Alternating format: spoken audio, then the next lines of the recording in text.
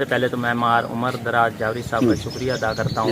کہ انہوں نے اس سے پہلے بھی جو P S E R survey ہوا تھا اس کے سارے انتظامات کیے تھے، جس میں ہم نے P S E R survey کیا تھا، بیوہ کے لیے رحمت کارڈ کے لیے سروے کیا تھا، اور کم سے کم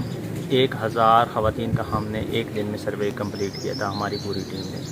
اور آج دوبارہ جون میں یہ سروے ختم ہونا تھا تو 2 منتھ حکومت نے مزید ایکسپینڈ کروائے ہیں کہ کوئی سروے رہ گیا ہو، تو جاوریاں شہر کے اندر ان نے بنا کسی لالچ کے عوام کی فلاح کے لیے ہم سے دوبارہ رابطہ کیا کہ دوبارہ اگر کوئی بھی ہماری ادھر خواتین رہ گئی ہے تو ان کا دوبارہ P S E R survey کیا جائے، کیونکہ اسی سروے پہ آپ کو پہلے راشن کارڈ رمضان میں ملا تھا، اس کے بعد انڈر بھی سروے ہوا تھا، تو اور تمام جتنا بھی دیوبند میں ہم نے ادھر دائرے پہ سروے کیا تھا ان کے اکاؤنٹ میں تقریباً 1 لاکھ روپے ٹرانسفر ہو چکے ہیں۔ تو وہ بھی کوشش کریں کہ کافی خواتین کو نہیں پتہ ہوتا کہ ہمارے اکاؤنٹ میں آ چکے ہیں یا نہیں آ چکے، تو کافی نے کچھ 1 منتھ کے بعد 10 دن کے بعد دیکھا، کس نے 1 منتھ کے بعد دیکھا،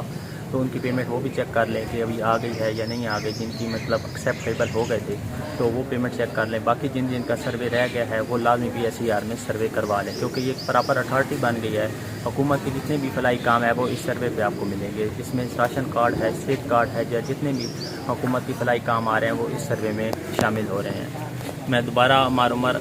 دراز جاوری صاحب کا شکریہ ادا کرتا ہوں کہ پورے جاوریاں شہر کے اندر اور کوئی بھی بندہ نہیں ہے جو اس طرح کے فلاحی کاموں میں حصہ بڑھ چڑھ کر لے رہا ہے، لیکن مار عمر دراز جاوری صاحب اس کام میں بڑھ چڑھ کر حصہ لے رہے ہیں، جتنی بھی کام آ رہے ہیں فلاحی۔